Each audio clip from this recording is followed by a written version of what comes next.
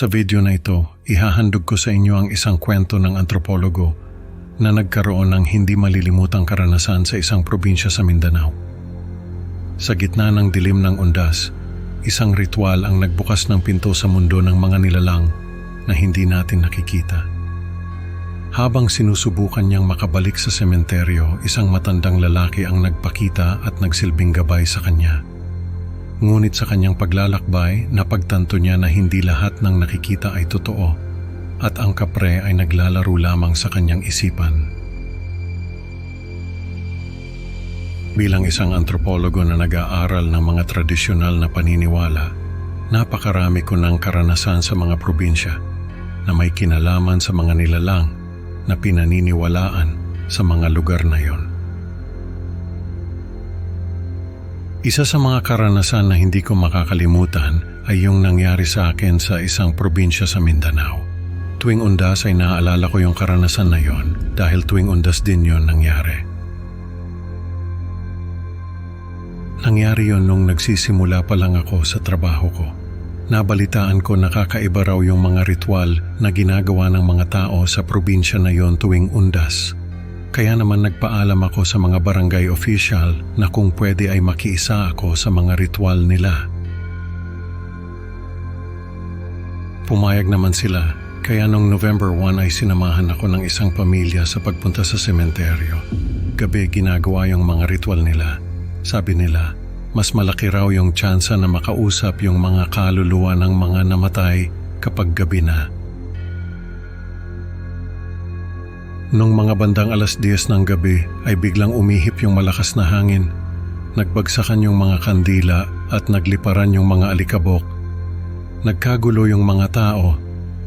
May mga sumigaw na umuwi na raw dahil baka may bagyo. Pagmulat ng mga mata ko ay nasa bahay kubo na ako na tinutuluyan ko. Hindi ko alam kung paano ako nakauwi. Nagtaka ako dahil may makapal na usok sa paligid.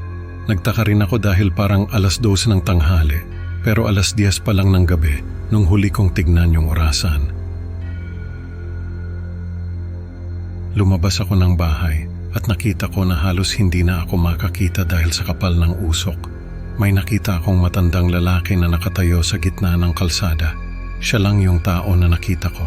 Nilapitan ko siya at tinanong kung ano ba yung nangyayari. Sabi niya, may nagambala raw sa kapre na nagbabantay sa malaking balete na malapit sa sementeryo. Kaya nagtatampo ito at naglalaro.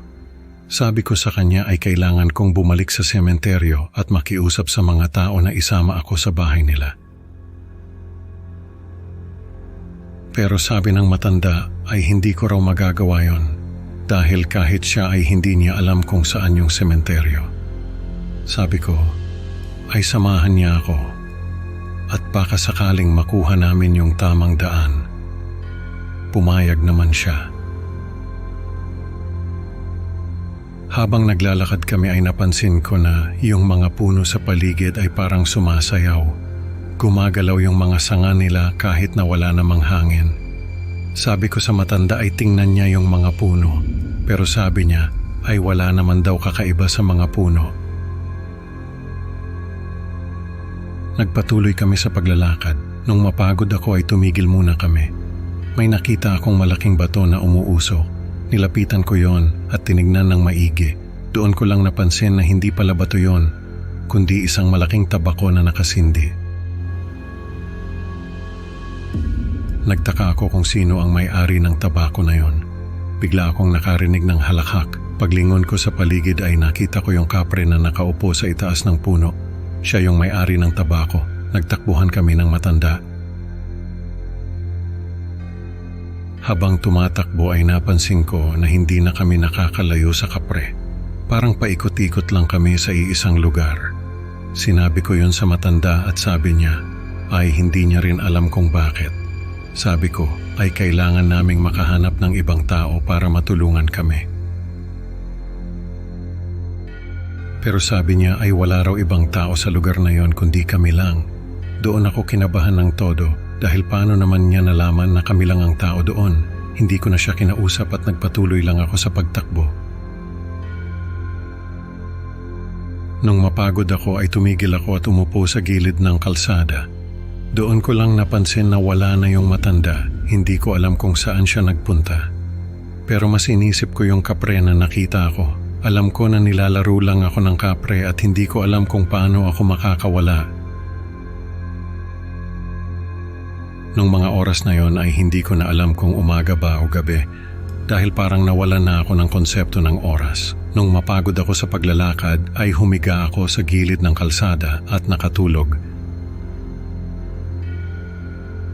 Nagising ako dahil may tumatawag sa pangalan ko. Pagmulat ng mata ko ay nakita ko yung mga kabarangay na naghahanap sa mga nawawala tuwing undas. Sabi nila ay ako na lang daw ang hindi nila natatagpuan. Pero sabi ko ay kasama ko yung matandang lalaki.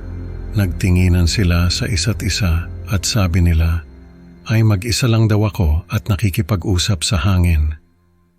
Doon ko lang nalaman na ilusyon lang yung matanda na kasama ko. Dinala nila ako sa bahay ng isang pamilya at binigyan ng mainit na sabaw. Sa ngayon ay tuwing undas bumabalik sa alaala ko yung karanasan ko sa probinsya na yon. Bilang babala na hindi biro ang mga nilalang na itinatago ng mga alamat. Sa kwentong ito, natutunan natin na hindi lahat ng nakikita ay totoo at minsan ang mga nilalang sa alamat ay naglalaro sa ating isipan. Maraming salamat sa pakikinig mga kaibigan. Huwag kalimutang i-like at i-subscribe ang Creepy Pinoy Stories para sa mas marami pang nakakatakot na kwento. Excited na akong makita kayo sa susunod na upload. Tandaan, sa dilim ng gabi baka may nagmamasid sa'yo. Hanggang sa muli!